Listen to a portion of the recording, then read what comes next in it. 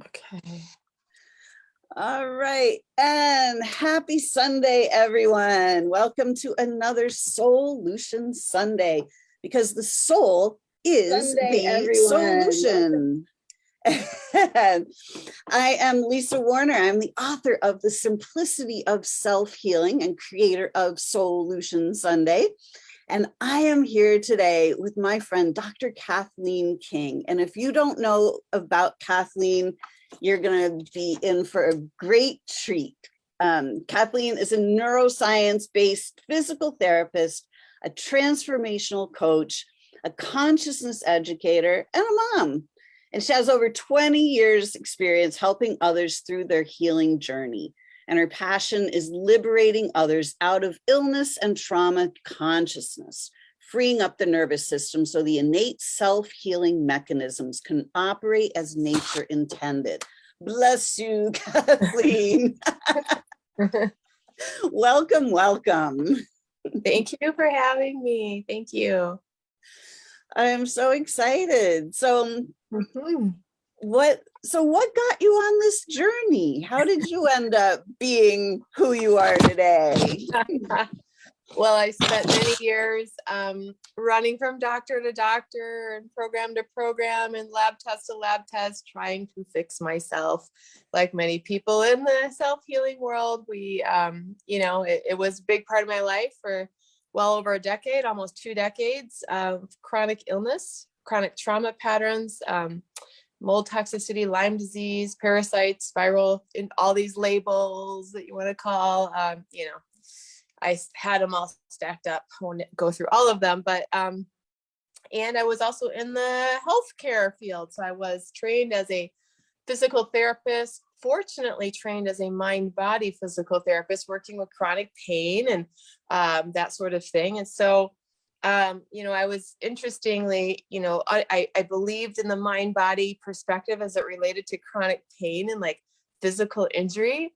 But my diagnoses were infection and toxins. And so I couldn't bridge those for many years. I couldn't bridge the paradigm. I had the answers all along. That's how it always is. But I worked for many years helping people with chronic pain while trying to find my own answers for being sick. And eventually I was so sick, I wasn't able to work. I was mostly bedbound for about 10 years.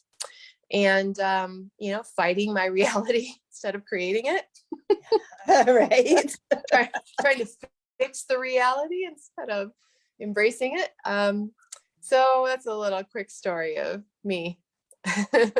Wow, I love that. I mean, I'm sorry that you went through all that pain, but it seems like these are all of our stories. Your story is my story. It's different circumstances, different details, but it's all the same story. Yeah.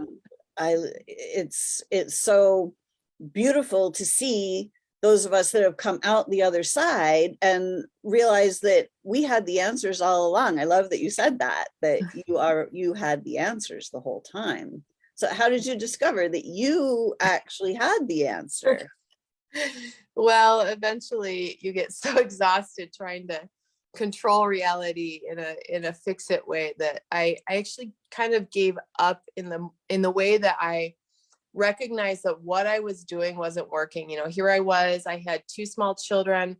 At this point, I was living in a dark room with no noise and sound because my brain was so hypersensitive at that point. I couldn't handle sight, sound, wasn't really able to go out of the house.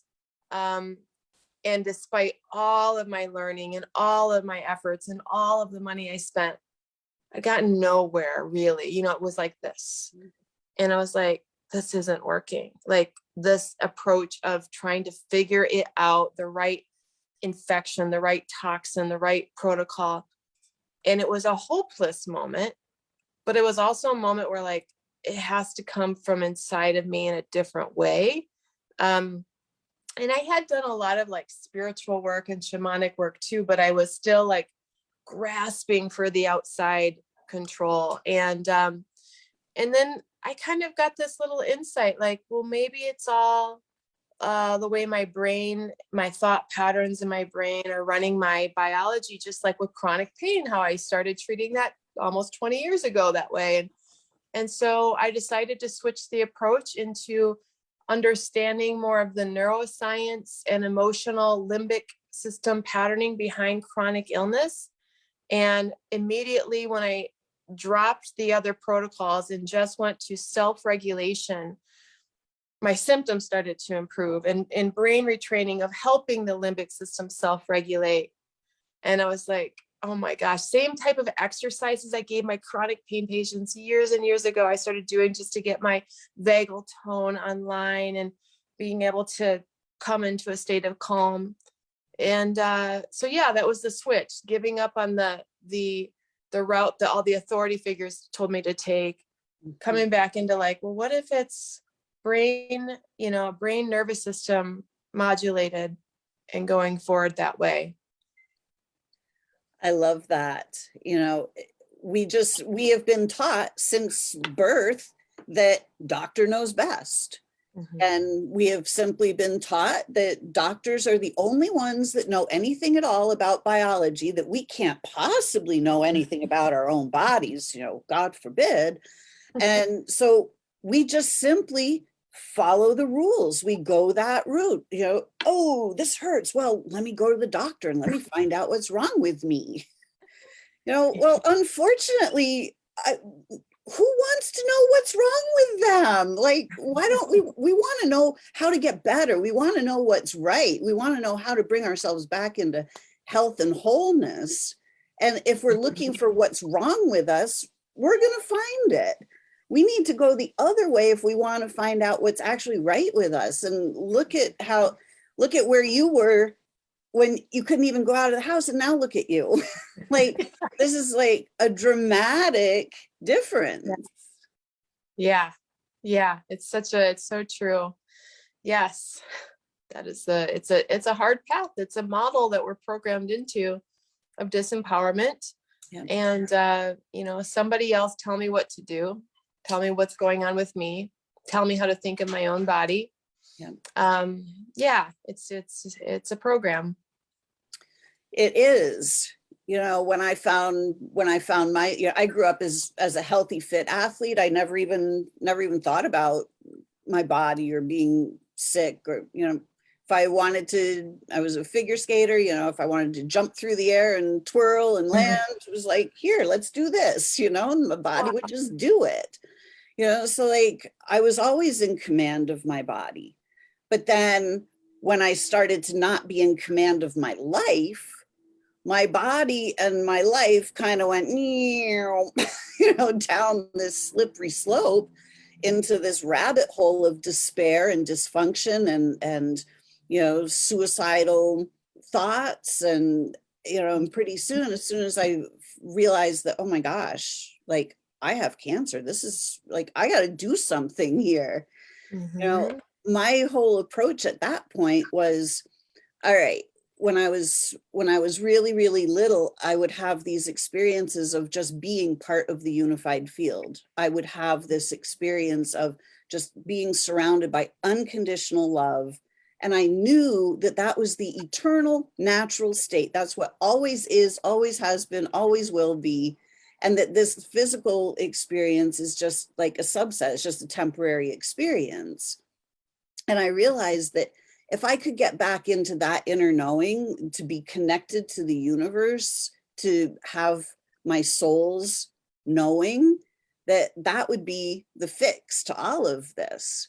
So my approach was, if I was the only person on the planet in this situation, nobody else around, what would I do? And that was where I started. I was like, all right, I'm going to have to go inside and I'm going to look in here and I'm going to need to find the answers in here. I love that. I love how you said that we've lost the command of our life. Describe more what you meant by that for you. I'm curious because I love that. So for me, you know, when I had these experiences when I was 2, 3, 4 years old, I would go to bed at night and I would just float and I would just be in space, and the space wasn't just empty, it wasn't just a vacuum, but it was this unconditional love. It was filled with life force energy. And I could look at the earth and I could see all of the wars. I could see humans fighting amongst each other. I could see the amnesia. I could see people walking down the street without their soul, like without full awareness of who they were. And I realized that from where I was in that moment, it's like, this is who we are. Like, we are unconditional love. We are non-physical beings, and we are pure love and light. That's it. If everybody remembered who they were, we wouldn't be fighting. We wouldn't be doing all of this crazy stuff. And, you know, so I also looked at the world and I could see that all of the fighting, all of this, it was over money and power and control, and whose God was better than whose. And I realized that if we just lived in harmony with the planet gives us everything we need for free. All the food we need, everything we need for shelter, everything we need for clothing. Like, it's an abundant Garden of Eden that gives us everything for free. But now here we are punching a time clock. We got to pay for everything that is given for free. And I could never wrap my head around that. I just couldn't make peace with the money thing. And I had all this resentment about having to earn a living. It's like, I was already here. I already earned the body. Like, I have my spot here. Not everybody is given a body to have this experience. Like, you know, it's like, I've already earned it. Why am I having to go do this whole other thing with the money? And my life just went down the rabbit hole because I couldn't make peace with that. So I ended up just struggling and being in debt and, you know, just not seeing the way out. So that's how I ended up losing control of my reality. So you had a truth that you basically ended up falling into the program. That's really it. We have these truths that we're born with of who we are and what we love. And this is a big thing I teach as well. There's this truth inside of you, and it gets lost. And then the body, you know, lets you know that it's lost. And the turnaround for me was same thing. Like, I had gotten involved in a very fundamental religion. I was in a marriage that I didn't want to be in. I stopped my career to stay home because that's what I was supposed to do in that religion. And I was like, it was lost. I lost me. And then as soon as I started dropping in and regulating, then I could feel what I needed to do. And then I started to make the changes to do the things that were my truth and reclaim that control, if you will, of creating a life. And I still work on it. You know, now it's still like, okay, what's the next thing? And how do we keep coming back to our truth and our alignment of how life is? Exactly. You know, we've never been taught that we are creators. You know, when I was struggling with my life and blah, blah, blah, the only thing I ever wanted to know was, how does the universe work? Like, when we were meant to go to school, I was like, when are they going to teach us how the universe works? Like, we need some fundamental knowledge here, but of course they don't teach us that. So, you know, when I was on my awakening journey, one of the first books that I ended up reading was, it was called The Journey Home by Cryon. And in that book, it says, you are creating your own reality. And I went, that is the first thing that I have heard on this planet that actually is true. I know from the bottom of my soul that that is what's actually true. So I need to know how I'm creating my reality, because my reality is not to my liking. I need to learn how to actually create. And that, your response to that right there was the big indicator of why you pulled out of illness. Because what I find is that when you throw that statement at some people, oh, they get mad at you. Right? What? I did not create this. How, just, Exactly. I mean, they will not see that a habitual way of responding to the things around them over time is the creating of it. There's always, it's interesting that I find if that question right there, if depending on how they answer, I know if they're going to be on a healing path or a path of struggle. Exactly. Mm-hmm. It was the first thing that I did when I realized that, I was really in some serious doo-doo. I was like, you know what? I created this. I don't know how I created it. I obviously didn't create it on purpose. Right. But if I could create it, I can also uncreate it. Yes, that is the empowerment. The thing I teach is that everything's a pattern, whether it's an incoherent pattern or a coherent pattern. And I teach people the science of how to create coherent patterns with heart-brain connection and energy. When you know that you can create a pattern that is coherent, you're free, because everything that's illness, dis-ease, it's just incoherent patterns that have been perpetually created, knowingly or unknowingly. And so how can you get into coherent patterns, like how you connected with the unified field? That's instant coherent pattern. Getting into the heart, coherent pattern, doing what is in alignment with you, speaking your truth, saying yes when you mean yes, no when you mean no. All of those things create coherent patterns. So you're shifting that momentum. And that's when the relief can come. If you can truly believe, I'm a creator, I can create new coherent patterns. And even though I'm running incoherent patterns in my body, it is something I can shift right now. Mm-hmm. Exactly. So where do those incoherent patterns come from? Thoughts, feelings, perspectives, the beliefs that we have. That's the programming that we choose, that we, get in trained with.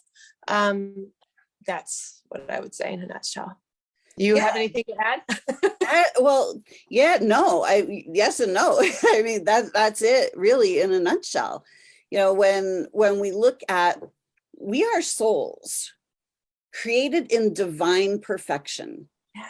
There is nothing wrong with any of us. And as the soul in the unified field, one with source, we would never have thoughts of, oh my gosh, I'm a screw up, I don't know what to do.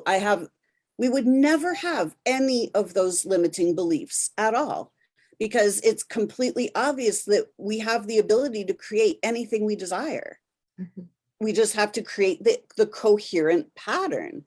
Mm-hmm. Ask and it is given is universal law. That's how the universe actually works. Like that answer that I was looking for forever. It's like, but we don't know. We think that asking is like, writing a list to Santa Claus, like, bring me a red sports car, I want a puppy, like that's not really asking. Like the asking is the creation of the pattern. It's like our frequency is what we are asking for. So unfortunately, the way our society is set up, it's designed to disempower us. Yeah. It is designed to keep us small, to keep us in fear, to keep us controlled. And it is not designed to allow us to know that we are powerful creator beings. Oh, we're programmed to ask, that's for sure, but it's to ask the authority figures. Exactly. Yes. Yep. Follow the rules. Here's what we're doctor. doing. Ask your doctor. Listen to the commercials. Ask your doctor. If it's right for you, ask your doctor. Right. Yep. Exactly. It's like, well, when you ask your doctor, then your doctor turns out to be in charge of your health. Yeah. And as soon as you put somebody else in charge of your body, sorry, that the outcome is never going to be good. You have to be the one that's in charge of your body. You've got to be the one that is leading the team. You know, you can work with doctors, of course, if that's the route that you want to take. However, they need to be working for you. Like they need to be helping you. Like you need to be the one that's in charge and making the decisions. You can't go in and go, what's wrong with me and what do I do about it? Because we're creator beings. There's nothing wrong with us. We need to take our power back. Yes. And I think another key in the asking thing that I see is that when people come to me, I often say you either have a fix it programming running or a creative programming running. And when we ask from the perspective of the fix it, we're often like still looking for, tell me what the right pill is, or lead me to the right doctor, or it's an asking from a type of control that is in fear. And so the frequency we're asking into is the same frequency that created the problem versus getting in our heart, knowing we are all powerful and that we have an intelligence in us, and knowing we're just having a disconnect, asking, how can I get more connected to me? Not how do I fix this problem of cancer or illness? How, asking the right question. I've gotten disconnected and incoherent. How can I get more coherent? Because that's a more truthful question. That's a more aligned question. Precisely. Most people just simply ask the question, what's wrong with me? You know, it's really, and it's really not even a question. It's an assumption with a question mark attached. You know, because there is literally nothing wrong with any of us. Yeah. But, you know, as the creators, when we're in fear, when we're in doubt, when we're in guilt or shame, you know, those are the frequencies that we're embodying. And then the universe just goes, oh, you know, the hologram just goes, oh, here you go. Here's what guilt looks like. Here's what shame looks like. Here's what disempowerment looks like. You know, so we're asking for those very experiences, unbeknownst to us. Yeah. It's a tricky thing. It's a very subtle thing to start to discern of who's asking the question, that limited protective programmed self, or the one in you that is the creator. And I think that's such a part of the process of healing is finding the identity in which you are asking from and seeking from. And that's a lot of what I teach in the early stages of my work, is that identity awareness, so that people are aware what frequency is coming online to ask those questions, because people just, that discernment gets lost. Exactly. You know, the question that I started asking, you know, after I went through the, why me? Why is this happening to me? You know, I was like, okay, hang on, wait a second. Like I need to ask some better questions. So I started asking, what do I need to know about this? Like, what do I need to know about this in order for it to change? And every day I meditated on that very question. And suddenly the whole scenario dropped in, and it was completely obvious what I needed to know about this. And what I needed to know was that, hey, Lisa, your body's not being attacked by cancer or anything else, and neither is anybody else's body. Your body is responding to your emotional stress. That's the only thing that's happening. Your body's functioning exactly the way it's designed to function. And in that moment, it was just like, oh, the whole illusion of cancer just went away. It was like, I'm not fighting anything. There's nothing that I'm fighting. The only thing I'm fighting is my own body. I'm fighting my own fear. The fear takes the appearance of cancer. But I started to think, you know, as soon as I had that awareness, it was like, yeah, like if I ask a doctor to show me cancer, what are they actually going to show me? They're going to show me a picture of some cells. I'm like, they're showing me cells. They're not, the cancer is implied. I was like, oh, they've inserted these diseases in between us and ourselves. So now, instead of looking at our own biology and working with our own biology, we're fighting something that doesn't even exist. Yes. Yes, you and I, okay, for the audience, there's so many similarities when I read Lisa's book to my story and my perspectives that I just my jaw keeps dropping. And this is another one that you just did. So in a lot of my interviews on my story, I was in a doctor's office, and the last time I went to see a doctor for the Lyme disease and co-infections, they're like showing me all these, my latest lab tests of all these infections. And I got so upset that they were scaring me again, and looked at them. I said, my only infection is called fear. And my biology and my microbiome is just responding to fear. Yep. These microbes that you're finding in me have different populations because it's how my body is handling the fear response, and how the toxins and all the things that get trapped in my body and the microbes that grow because of all the trapped, it's all about fear. My only infection is fear. And you're labeling it Lyme disease or these other infections, and saying, the problem is the microbes.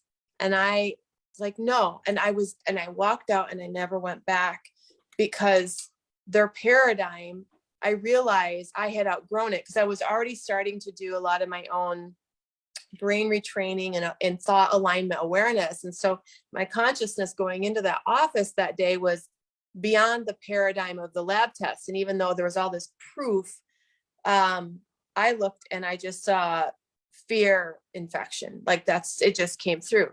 And then I remember sitting in my car after I left the office, and I was crying, but I was like, I'm empowered now, because I just saw what Lyme disease is. It's not Lyme disease. It's fear, and it's microbes that behave in a certain way or grow in a certain amount because of the fear frequency and, the buildup that we get because we can't detoxify as well and things like that. And I love how you said that with cancer, you were, the fighting cancer, you were fighting fear, that whole, it's more true. That is more true about what was going on. Exactly. And when I look at, this is also why I gave up television, because like every other commercial was a brand new drug for a brand new disease. It was like, are you people not seeing that they're literally inventing diseases?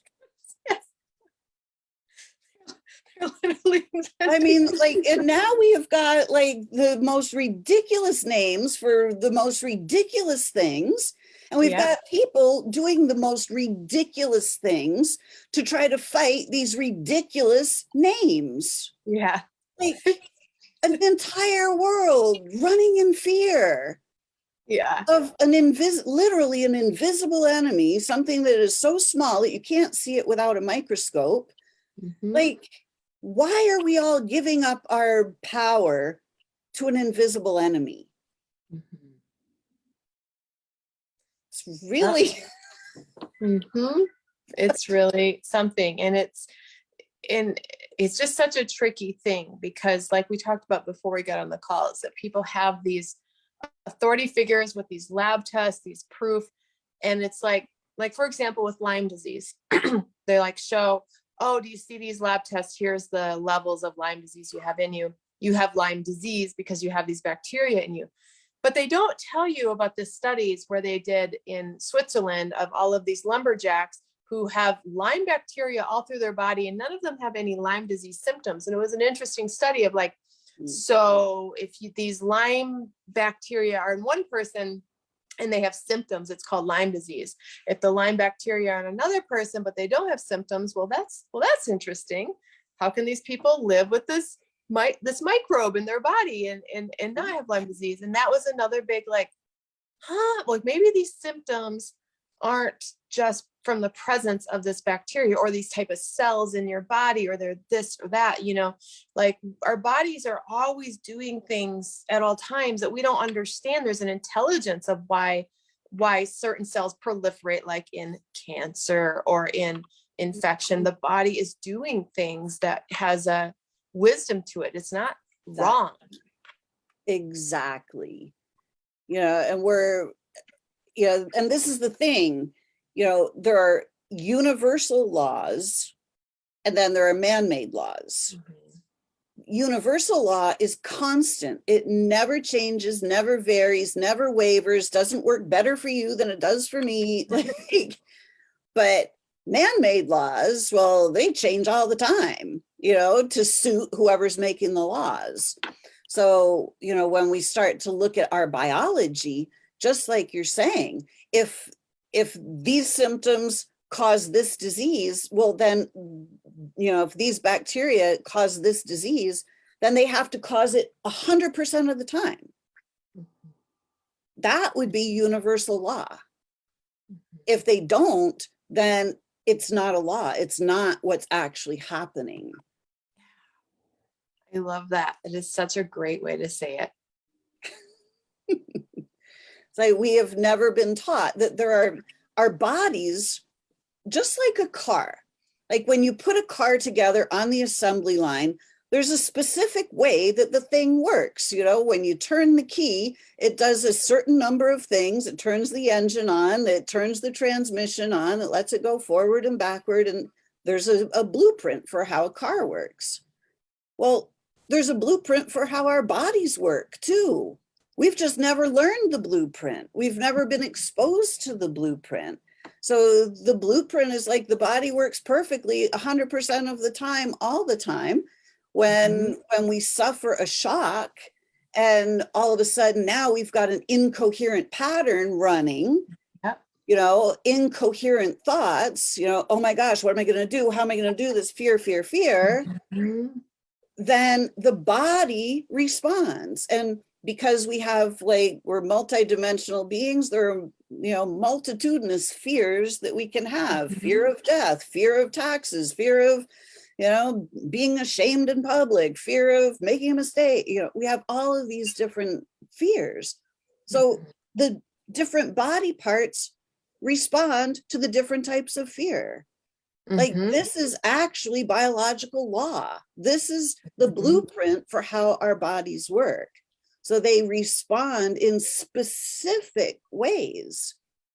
But unfortunately, because big pharma wants to simply make money, they don't want people to know the biological laws. They don't want people to know that your body is designed to heal itself automatically, for free, no waiting, no copay, no pre-approval. You can just simply bring yourself back into coherence. That's it. Yeah.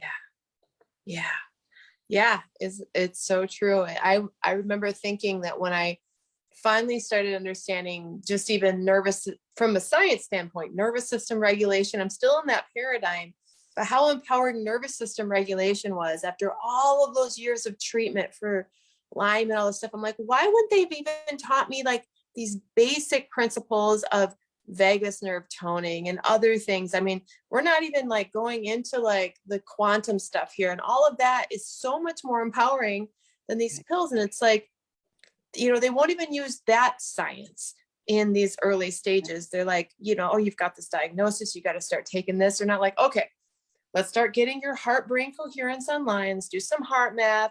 Let's do some vagus nerve toning. Let's teach you how to breathe. Let's teach you how to come into your body. They don't do any of that. And that's science too. Like that's that paradigm that they're not even using those tools. Exactly.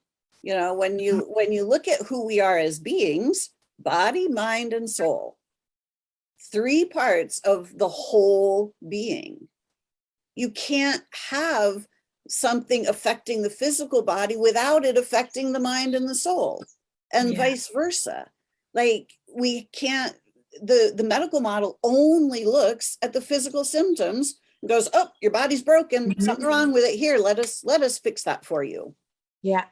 It's like they don't look at the mind or the soul. They don't see any of the frequencies. They don't see they only look at the physical. They don't look at the non-physical. And the fact of the matter is that we are non-physical beings. The soul is who and what we are, who we have always been, who we will always be.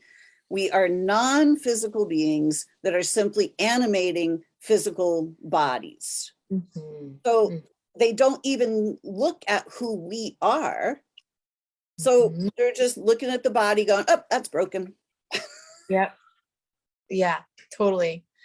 You know, one of the things I want to bring up and even ask you from my experience.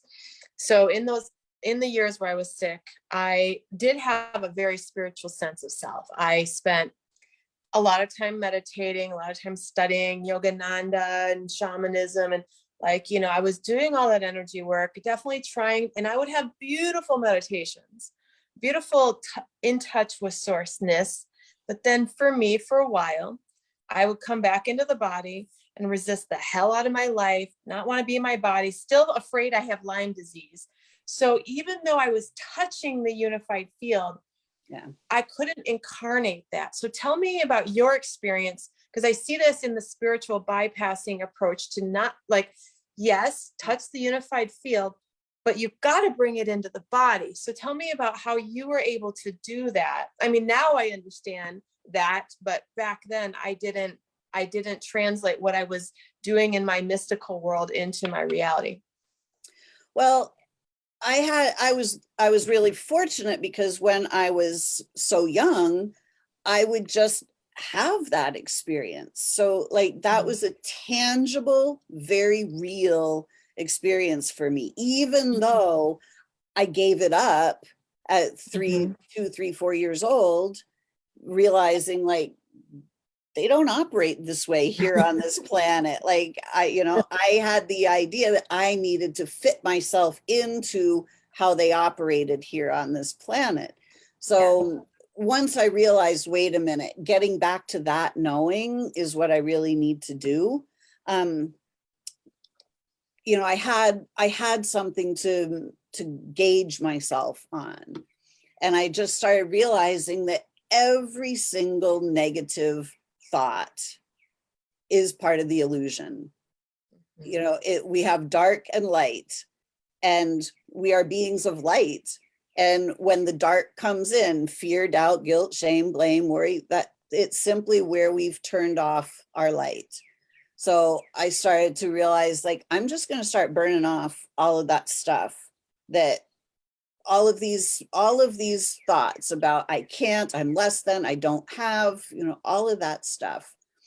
I'm just going to start burning through all of that. I'm going to look at each of those as they come up, and I'm going to recognize them for the illusion that they are, and I'm going to start clearing them out and disposing of them. So basically what the approach that I take, one of the things about me is like simplicity. Like everything's got to be like extreme simpleness. So what I have done is I created a visual, and this was in a meditation one day. I was asking for some guidance, like what to do. And I was given this vision of a snow globe, like sitting inside a snow globe, like not with the little snow things, but just inside this beautiful crystalline glass sphere. And I immediately recognized that that was the like a metaphor for my energy field. And I was like, oh, all right. So the more I started working with my globe, I would just sit and I would imagine sitting inside my globe. And I would realize that I'm responsible for the atmosphere in here. And the atmosphere in here is what's going to be reflected out there.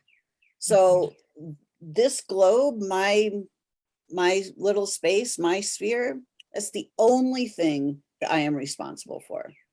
And if I keep my sphere clear and clean and light and bright, and I shine my light and I fill it with my own light, I turn my heart light up, I shine that light out, and I let it fill my globe until it is jam-packed tight with my own light. And I realize that this creates my boundary, so to speak. It's like, this is my energy. Everything outside is everybody else's stuff, not my energy. And if I keep this really clear and clean and bright and balanced and coherent, then my reality shows up to match. I love that. So you become responsible for your own auric field, and And that's really key. And what would you say to people who are in those dysfunctional relationships and they supposedly can't do that? I'm curious because I get that question a lot. What do you say when they're in a home? Yeah, like we can, when we think that we can't do something, that's the illusion. Like we can do anything we put our mind to. And, the first thing I would say is just sit quietly and just start to breathe. Focus on your breath until you get calm enough and coherent enough that you can start to recognize that there are other options. You were talking earlier about, reaction mode. We've all been taught to live our life in reaction mode. And we're like, oh my gosh, oh my gosh, oh my gosh, what do I do? Oh no, no, no. Well, that reaction mode is actually creation mode because we're always in creator mode. Like we can't not be in creator mode. So we're creating every moment of every day, whether we're aware of it or not. And we're either creating from conscious creation mode or we're creating from reaction mode. And we've all been taught to simply react. So, if we're in reaction mode, like take some breaths, take some time to quiet yourself, quieting the mind, because the mind is the programming. The mind is like the wind, like blah, blah, blah, blah, blah, blah, blah, back and forth, all those thoughts. And that's what clouds the brilliance of the soul. The soul doesn't have to think, it just simply knows. Every answer to every question is right here in the stillness. I love that. I love that. Every answer to every question is right here in the stillness. So beautiful. And again, when we are in that creative mode of stillness, not in fix me, what do I need to do? Exactly. Because it's in that stillness where we can choose. It's like, what would I like to experience? And it's not like, oh, I want to experience the red sports car. It's like, no, I want to experience the freedom. I want to experience some luxury. I want to experience feeling good about myself. Like these are the things that we really want to create. It's not about the stuff that we want to create. It's not about the stuff that we have or we don't have. It's like, what would we like to feel? We want to become the version of ourselves. When this is one of the other things that I really realized was that I didn't have to heal my body. I needed to become the version of myself that was healed, that was perfectly vital and healthy. It's this space is the only thing that I'm responsible for. Right here, this is the only thing that we are each responsible for. Yeah, absolutely. In my community, I teach a lot about, because they're like, well, how do I become that? And I say, at somewhere along the lines, you got out of touch with living your values and the things that really matter to you. You've got to find those things again. And sometimes they've been sick for so long, they're like, I don't even know what I like. I don't even know what I want. I'm like, that's your work then. It's not figuring out how to fix your body. It's figuring out what you even love. Who is that? And that's that version of you does things that they love, that they value, that they enjoy. And if you can't figure out what they are, well, that's the journey right now. You got to remember what you might even like to do if you were well, because yeah, for often sure. all they can say is, well, I just want to feel better. I'm like, well, why? I don't know. I'll figure, just, I want to feel better. And I'm like, well, that's not a frequency of healing. That's a frequency of lack still. And so that jump of, often people are like, well, the version of myself is that I feel better. I'm like, there's more to you than that. Exactly. We have Michelle says, I went through the whole Lyme thing for way too many years. So much lab work for infections and treatment. We just hopped, hang on. I started to even see a Lyme literate MD. We created a disease that created a whole new medical system and new specialists for an illness that does not exist. There are symptoms, but not from the bacteria. They let that go long ago. I left that long ago, Oh, thank goodness. wow. Good for Yeah. you, Michelle, because boy, the Lyme world, I was in it for a long time. It is a thick world, very programmed world, and well-meaning practitioners. I don't want to, I can tell you that a lot, they really mean the best. They're doing what they can. And yes, they can find bacteria in you and they can grow, but that is not, I agree that my whole thought is that Lyme disease doesn't exist in the way that I was told as well. And that applaud yourself for seeing that, because it's a hard program to get out of when you've gotten that diagnosis. It is really, it's the receiving of the diagnosis that, the diagnosis is such an ingrained pattern, and it's such a magnetic pattern.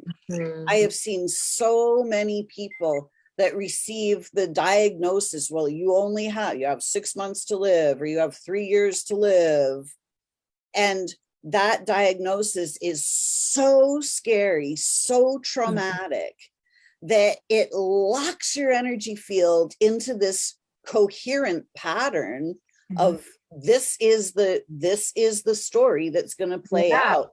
That becomes the coherent pattern. Yeah. And then we simply live out that pattern as if it is true. Or as if it's the only pattern you can remain in. Like, yes. Let's just say in that model, this particular pattern that they might call a certain type of cancer has a 6-month rate. But what they're saying is, if you continue in this mind, thought, feeling pattern, this is how this pattern plays out. That would be more true. Yes. And that would be more empowering. But you choose a different pattern and it would probably play out differently, especially the more you choose out of this pattern. And here's all the way. And if they could even say, here's the thoughts and the shock conflicts and the things like that go along with this pattern that you could work on. It would be so much more empowering. Exactly. If they say, well, your body has created these extra cells to try to help you digest these morsels more easily. Like, that's what's actually true. Like, there's a reason that these cells are here, and they're playing a meaningful role. There. Like, so yeah, just to be clear, like, some people are like, you're saying that bacteria isn't there or the cells isn't there. I'm like, no, I'm saying why they are there. Yeah. Is a different meaning. Yeah. That's the two truths than a lie thing, and that's what people need to discern. We're not gaslighting that there's not an actual this or that, but what it means, and your empowerment around shifting that has to be at. Yep. It's like the reason that it's there is because it is helping you. Yeah. Not because it is trying to kill you. Your body is not trying to kill you, no matter what you think. Look, no matter how much they want us to believe that our bodies are trying to kill us, and that these, bacteria are trying to kill us. Right. And that's part of the issue that I found, like with my world of chronic Lyme disease people that have that framework, they often had an environment that was scary or toxic in some way. And then what happens is these doctors say, oh, there's this bacteria inside of you that's hurting you. And it mimics that same kind of pattern earlier on, that there's something trying to hurt you. And the psyche immediately, grabs to it and like, oh, that's now the new enemy. But I wish the doctors would say, like, you know what, you're so emotionally tight, you're not actually able to detoxify. So we've got this, what happens in stagnant water? Well, bacteria starts to grow to try to help decompose the stuff in your body that is being held. So, it makes sense. The bacteria is here, it's trying to help you with all of the toxins and the substances in your cells and body, because you're not able to release them, because you're not breathing, you're not in a state of flow in yourself. That would be more true than, these are the enemies. Yeah. So it's really interesting when you start getting into the truth of illness and how it can be just so empowering, and the gratitude I had for those bacteria that helped me with all of the toxins all that time that I couldn't dislodge because of my own energy. Mm-hmm. Yeah. Yeah. And I love that too, because my experience with cancer turned out to be one of the greatest experiences of my life, even though going through it was, hell on wheels. It was just like, I wouldn't trade it for anything, because that was the point of my empowerment. That was my body going, hey, if you don't pull yourself back together and remember who you are, I'm just going to help you remember, because we're going to pop out and you're going to realize, like, oh, I've been the soul the whole time. Like, I was just like Anita Morjani's story, she pops Yeah. out of her body. She's like, oh, it's love or fear. Oh, got it. I've been choosing fear the whole time. Let me pop back in there and do over. Yeah. What I love about her story in particular, and I say this to people, when she came back into her body, it still had cancer in it, but she had the realization that her pattern was going to shift, and she just watched and waited for her body to come along for the ride. And sometimes we think, well, if I have that realization and I come back in and cancer or disease is still there, it didn't work. Like, no, you have to resonate in the body with that new frequency and allow the body to respond. And, I think her example of, it took several weeks for the cancer to completely clear out, but it did. And she just held the space and generated that frequency. She wasn't like, oh no, my body still has cancer and I'm back in it. She didn't do that. Exactly. She didn't do that. Yeah. So she realized, in that moment, oh, I've just been choosing from fear. Duh. In that moment, she realized there was nothing wrong with her. Mm-hmm. Like, she realized, oh my gosh, I've been healed all along. Like, I've been fine the whole time. Mm-hmm. I've just been making these choices from fear. Mm-hmm. So it's like, it was completely obvious to her that if she stopped choosing the fear, that everything would heal itself. Mm-hmm. You choose love. Love is the answer to every question. Yeah. And for people listening, like, you can shift your pattern so quickly and the body can respond pretty quickly. Like, it's amazing. And even now, like, I still live life, and sometimes things can get a little rocky with my family and the incoherence can build up, and I can feel that messaging in my body. I'm like, oh, okay. Body's like, you've been a little tight, Kathleen. Like, you need to, start spinning the other way. And I know that now. And it's like, and as soon as I start getting into coherence, things will start to shift. Maybe not the same day. Maybe it takes a few days. Maybe it takes a week, but I know that it will shift. I know heart, brain connection, soul connection, it'll shift. Exactly. And in that way, our bodies are our best friend. The body is the barometer. As soon as we feel any tightness, any heaviness, any resistance, any lower frequency, it's the body going, hello, raise frequency, come back up. You're looking at something that's not true. You're looking at something from the fear perspective, or it's an illusion. Look, come back to self, come back to center. Yes. It's so good. And I just wish that these were the messages that were broadcast, far and wide. I know it's the paradigm shift that has to happen, because so many people are trapped in that program of illness, and it's a dark, scary place to be in that frequency, that consciousness. So I really appreciate, people like you, and I love your book, and I'm going to be recommending it to everybody in my community. It is so simple. You state things, you've got a real gift for just like, stating it simply, as you say. So yeah, it's good stuff. Yeah, well, I'm just so thrilled to meet you and somebody else that's doing the same thing that I'm doing in a different way. Because, when people hear things differently, it just clicks in different ways.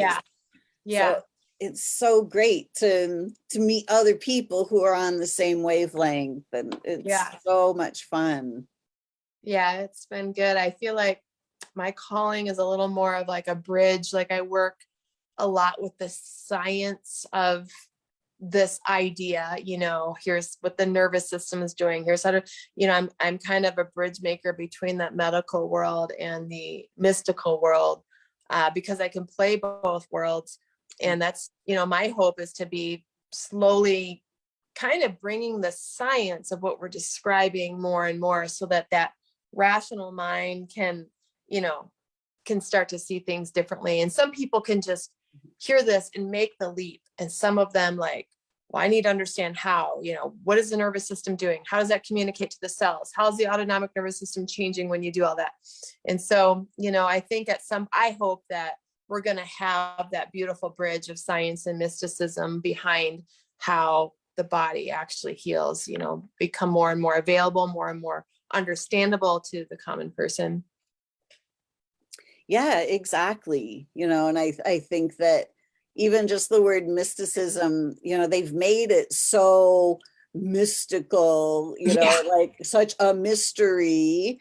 Yeah. Like it's not a mystery at all. Like it's literally not a mystery, That's true. but It's it probably has, a better word for it. right? I mean, When you use the word unified field, they're like, oh, that's this mystical place. But it's yeah. like, no, it's like, But I mean, it's just how our society has been programmed, has programmed us out of our power.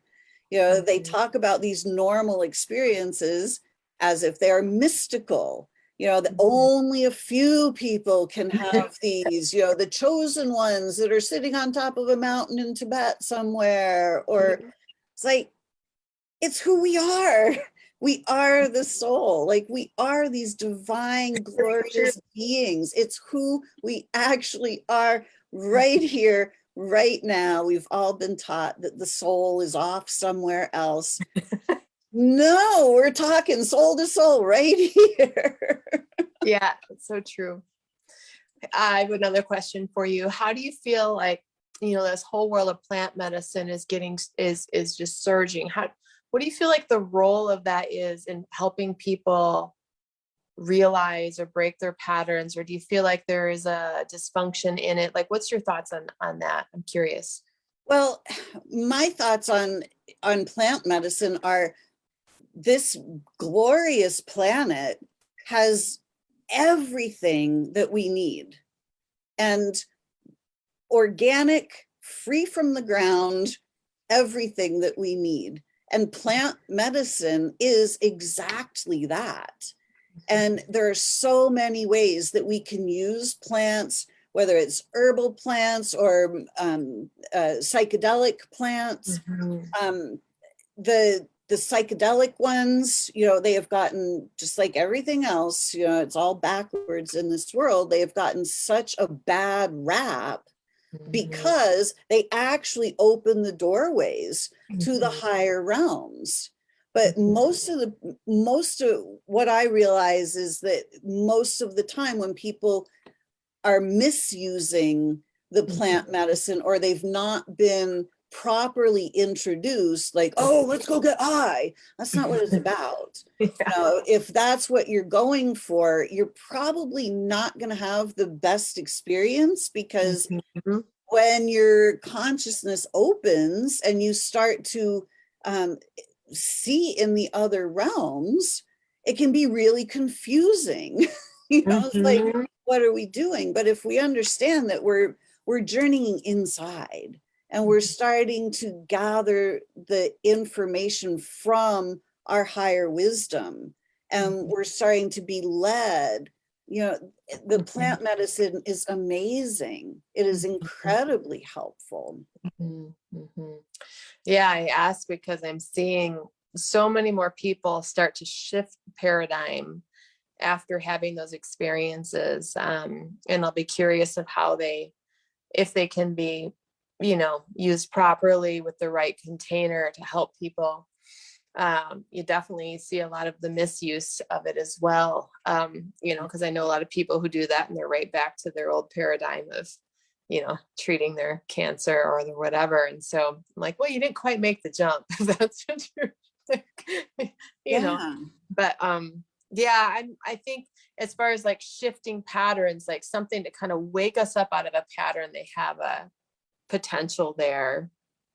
And so I'm curious about that, because really I see what this is. It's a time of waking up, and what are the ways that we can help wake people up? It's conversations like this. It's them having experiences. I was just at a Joe Dispenza retreat. I love that experience. That's another great waking up.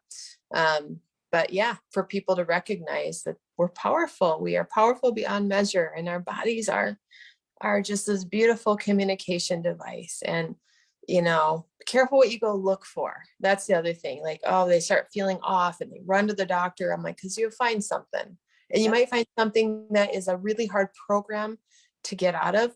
And yeah, it's at the same time, like, I understand, like, people are like, well, if I wouldn't have went, this would have happened and I would have, died. Or I'm like, well, you don't know that's true, but, just be careful what you are looking for, because they will find something. Absolutely. That's their job. Their job is to sell pharmaceuticals. I mean, let's face it. And, modern, emergency medicine is great. We've got great, if you get in a car wreck and your arm is severed, you definitely want a surgeon around, it's fabulous for that. But if you're just going to find out what's wrong with you, yeah, you might want to rethink that.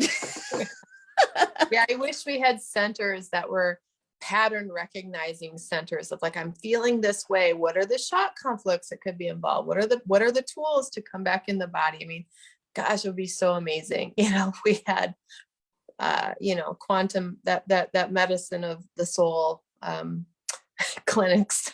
Yeah, maybe, I think that's probably where you and I are heading. With our career.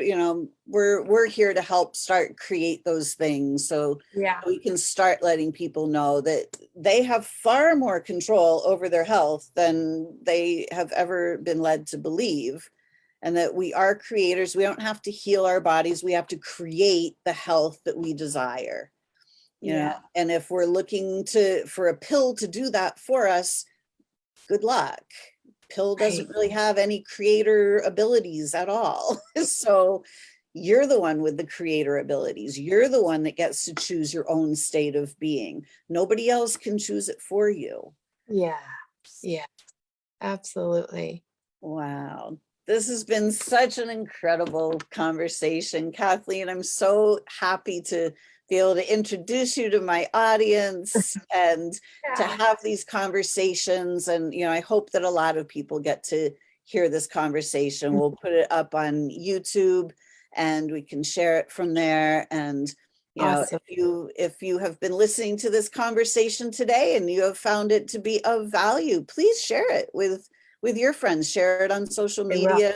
Share it, and talking to my audience as well, for everybody that has been listening, for these types of conversations, share it, allow other people to start hearing the truth about the power that we do have to heal ourselves naturally with simply everything that is being grown right out of the ground for free. The plants, the trees, the herbs, there's so many things. And our own consciousness is the number one tool that we need. Ultimately, it's really the only tool that we actually need, because it will lead us to anything else that we need. Yeah, I love that. That's really well said.